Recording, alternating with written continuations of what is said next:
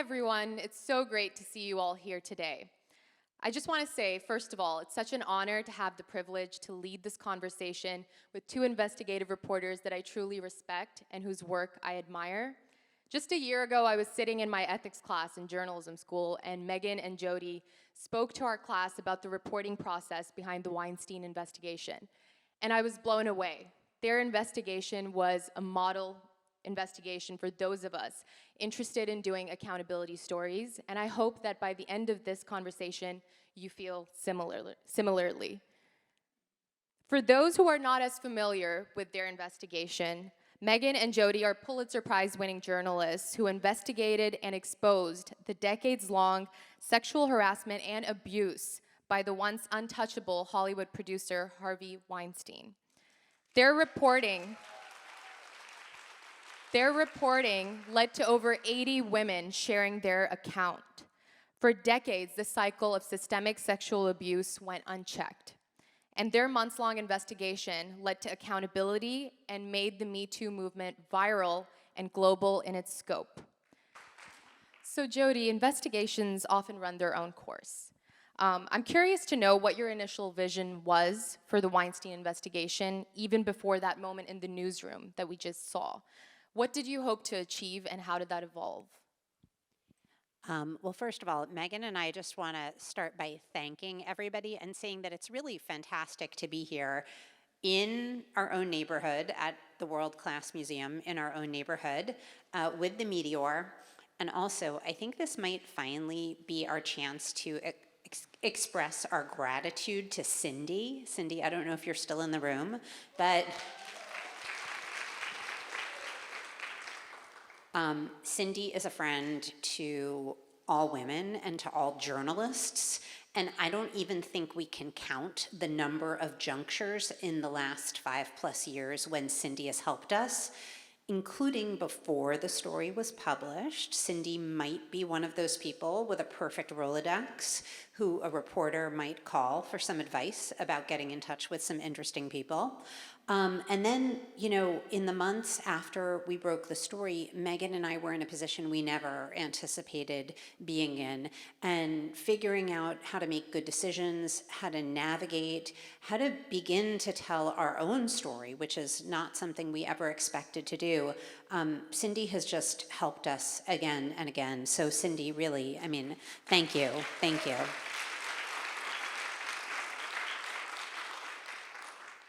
So in answer to your question, I know this might be hard to believe because Harvey Weinstein is a scary guy, but I was really excited to report on this story. Look, it's the best thing about being an investigative journalist is that you can ask whatever questions you want of whoever you want, as long as they're sort of serious and professional minded. So with so many people scared of Harvey Weinstein, we had the unique privilege of essentially being able to ask the world, and eventually Weinstein, like, have you crossed inappropriate lines with women? Is there problematic behavior here?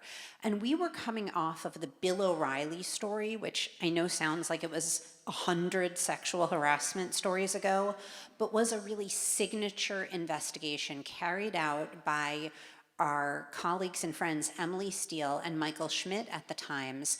It was a kind of barrier-breaking investigation for two reasons. First of all, settlements, non-disclosure agreements had always been a reason not to write a story. Oh, we can't document this. The women have agreed not to speak. They turned the settlements into the story, eventually asking how it was that Fox and O'Reilly had paid a total of, I think it was $40 million to women to silence them. And then also O'Reilly was fired. From the beginning, I think there was this duality of like, God, on the one hand, this Hollywood stuff is crazy and it changes how we see the culture. But then on the other hand, we didn't know how people would react. Sexual harassment was pretty accepted in Hollywood and beyond. Yeah, And my next question is to you, Megan. Could you briefly explain the process of sourcing and reporting for the Weinstein investigation? What was your methodology, and how did you develop best practices for interviewing people who have endured so much trauma? Yeah, I mean, that's a good question. And this scene in the movie depicts this moment when I actually returned to the New York Times after maternity leave. Jodi had started the investigation while I was home caring for a newborn. And so when I came back, by the time I came back to the office, she had started to talk to actresses. She had talked to Rose McGowan, she talked to Gwyneth Paltrow, and she had talked to Ashley Judd. And they had all, three very different women, who all had very eerily similar stories about showing up for what were supposed to be business meetings in hotel rooms with Weinstein that turned into something much more sinister. So Jodi had started to make inroads with actresses, women who had acted in his films. But she was also encountering something that was, and not surprising, at that point, none of those women were prepared to go on the record. And so the first time that Jodi and I ever spoke was she called me while I was home on maternity leave. I had done other stories on sex crimes in my previous jobs. I had actually, in 2016, when I had first joined the New York Times, I was one of the reporters who broke some of the initial stories about women who had allegations of sexual misconduct against Donald Trump, and had worked with women to go on the record in some of these stories, these extremely sensitive stories. So she said to me in this phone call, she said, listen, I'm hearing these stories, but all these women are reluctant to go on the record. I mean, what's the case that you've made in the past? And I told her that a case I had made time and again is, listen, I can't change what's happened to you in the past, but if we publish this story, we might be able to protect other people. And time and again, that had actually proved to be a useful case, that many women, you know, when we're knocking on doors and making these phone calls, we're asking them to discuss what is often the most painful experience of their lives. There's so many reasons not to go on the record, not to talk to a reporter, but I think that when people feel like doing so is gonna help protect other people and make a difference, that can often be motivation. And so, but that alone was not going to get us to the finish line of this story. The reluctance to go on the record persisted. And we realized once we, kind of formed a partnership that we were going to have to use other reporting strategies. We were going to have to look for records and documents of this powerful producer's behavior. We were going to have to try to extract internal company records. We were going to have to try to document this secret trail of settlements that had been paid to silence women. So over those months, we actually ended up reporting on a variety of tracks. And when we circled back, we realized that there were actually, actresses were only one category of Weinstein victim. There were women who had worked in his companies for years who had also been victimized. And so at the very end of our reporting, when we went back to women to ask them to go on the record, we had all of this other evidence that we had accumulated, which we weren't just asking them to go on the record in a he said, she said situation, which can make people feel extremely vulnerable, and understandably so. We were coming to them with a mountain of evidence. And so as you'll see, the story ends up weaving together a variety of findings that were, all of which were very challenging to obtain. I can imagine that corroboration must have been very difficult. Jodi, one of the really unique aspects of the film is the collaboration between you two, and Megan touched on this. She kind of spoke about how that collaboration came to be. But my question to you is, how vital was this collaboration for the success of this story, and what was it like to share the experience of reporting together and sharing byline? I feel like I could take a whole book to answer that question, and we kind of wrote one. And I also want to answer without being sort of overly gushy. It's so funny for us to have this movie made because we actually don't perform our relationship. This is a real intellectual and journalistic partnership that started, in those early weeks of the Weinstein investigation, and on that phone call that Megan mentioned. And, we weren't friends before that. We had eyed each other in the newsroom, and I think each thought her journalism seems good, but I don't think we're not my type, And I don't think if we have some young journalists in the audience, which I think we will do, I will really say that aside from the obvious, sort of public service aspects of journalism, an underappreciated thing about journalism is how powerful and precious the collaboration can be. I don't think I've ever experienced anything like the feeling of just complete mind meld and unity that the two of us had. And also, it wasn't about ourselves. It was based on the discussions with the victims. It was based on the recognition of what was happening, the fear that Weinstein was going to go on to hurt other people if we didn't land this investigation, the fear that in the course of our investigation, we could inadvertently cause harm to some of these women because we were dealing with their secrets, and some of them were legally bound not to talk with us. And so, so our minds kind of meshed, during that investigation, and then continued to during the writing of our book, because we really felt like this story belongs to everybody, not just us. And we want to leave, at that point, we were ready to say to everybody else, okay, please come into our partnership, please become a member, and we want you to see the things that we saw and feel the things that we felt. And the book, if some of you have read it, is filled with original emails, and documents, because we want you to have that feeling of examining the material firsthand. And so, I can't, I can't even imagine an alternate universe with, a different partner, or doing the story alone, or anything, because I feel like there was this, and the film does capture this a little bit, there was a dialogue that I think just came from something deep in each of us and our journalism and our lives, melding with each other's, but also reacting to the women we were reporting on. Remember, we were reporting on our own cohort. These were 40-something women who had had the opposite experience in the workplace that we had. We were lifted and supported by our bosses. They experienced the extreme opposite. So anyway, to answer your question, yes, the partnership was integral. And it was so beautifully captured in the film as well, just the transition and the growth of your relationship and how vital that is to the investigation. And so, Megan, covering a story like this for months on end must have had an emotional toll. And this is actually a question I want you both to answer.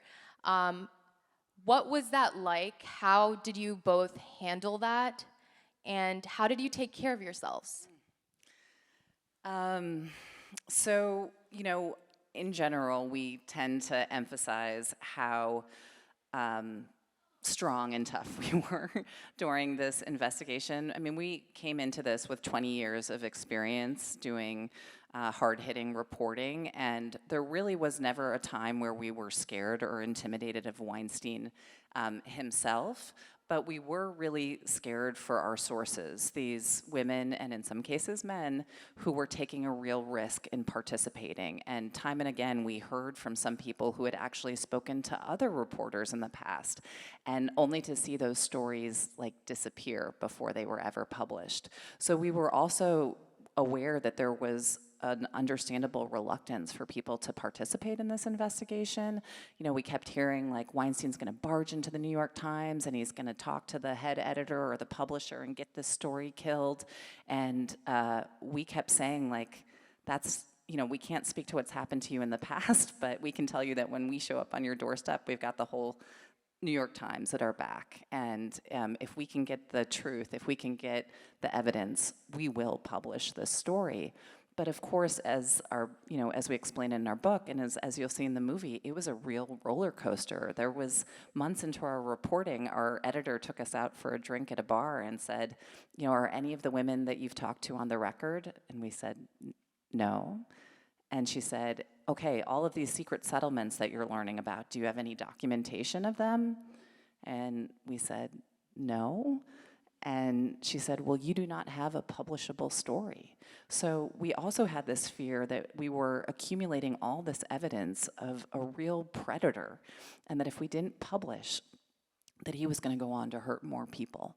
And so that was where our emotion, that's where our emotion always turned into this fear of failure. And but I will also recognize that, and I think it's really important now, and I think the pandemic also kind of took a toll on everybody's mental health. And so I also want to acknowledge that Jodi and I do have, as sort of strong and tough as we are, we also have had real times of emotional struggle working on these stories. Not just this one, but we've gone on to report on other really sensitive topics. And so I also acknowledge that we have anxiety, we can feel depressed by the subject matters that we're reporting on, and the grave responsibility of trying to bring these stories to light.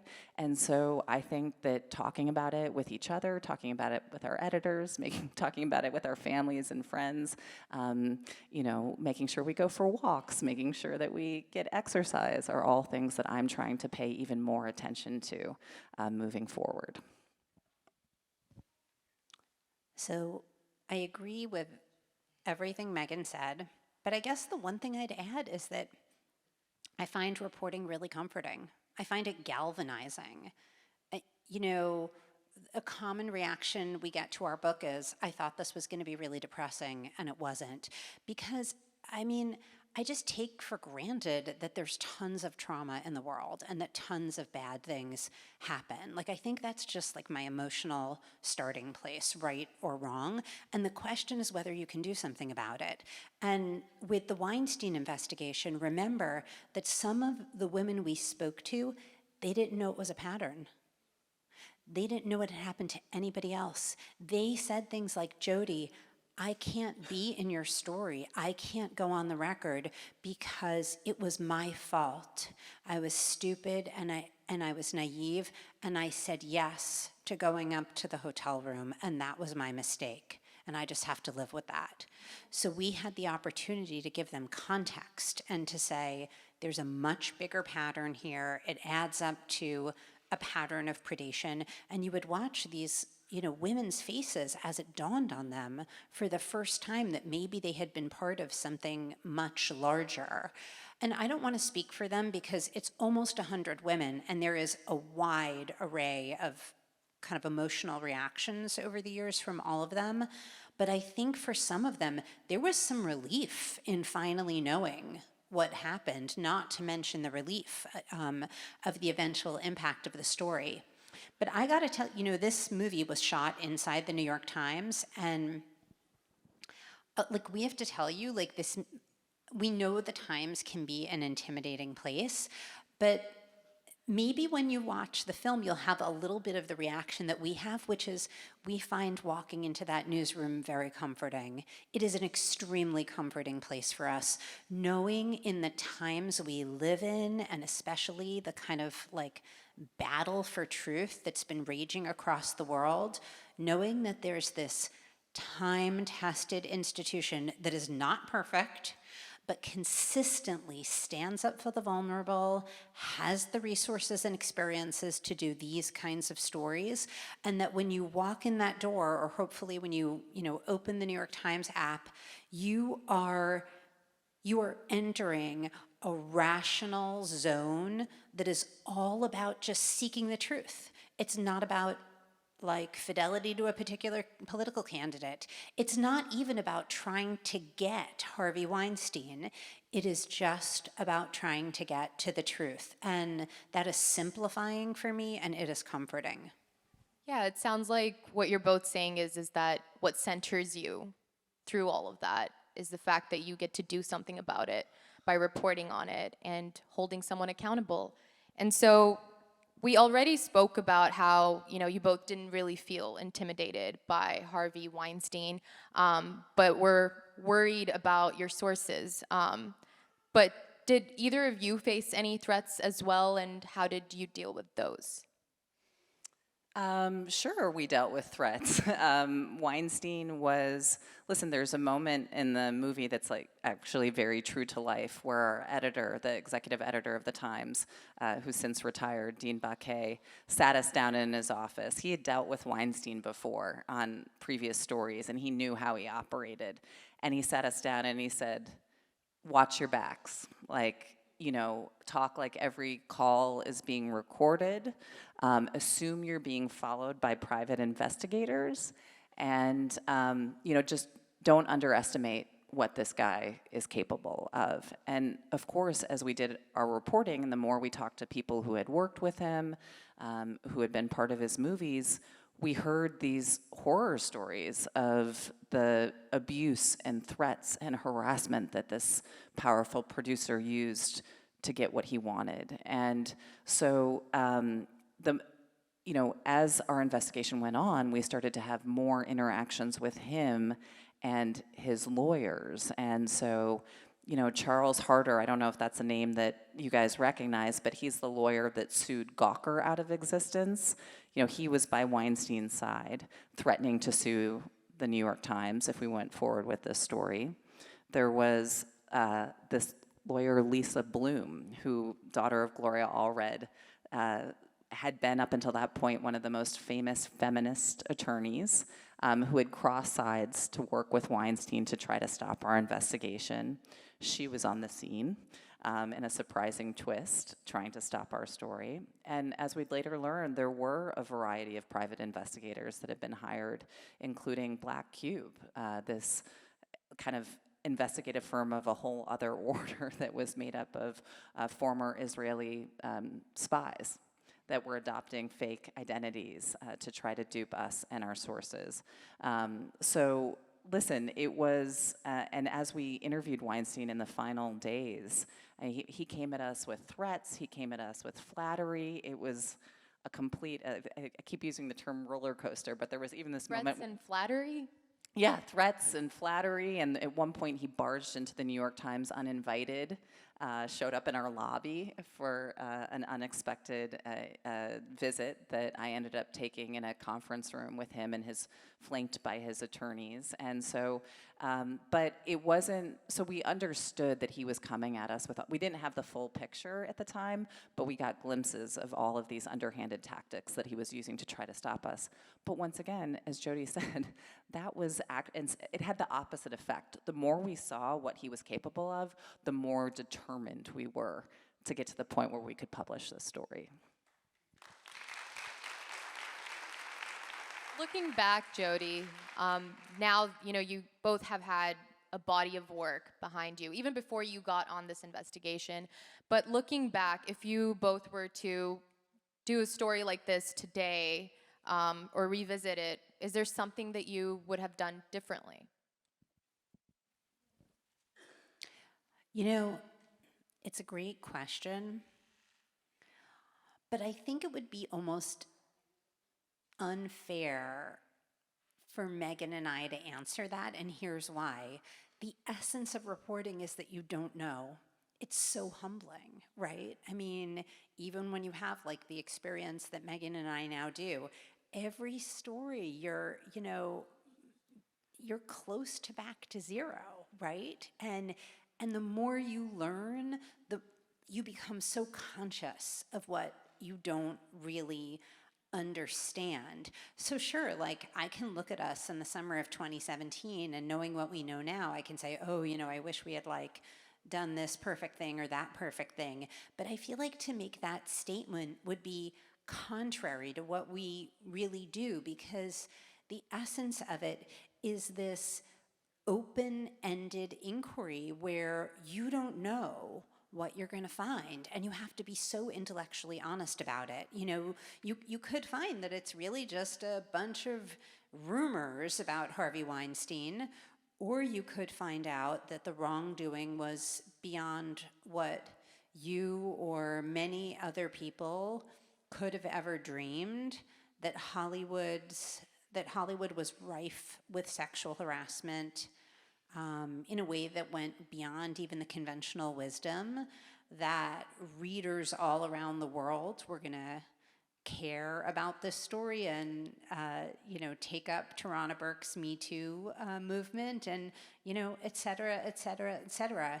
So I feel like we have to be true to that sort of, integrity of not knowing and not knowing every single time. Thank you.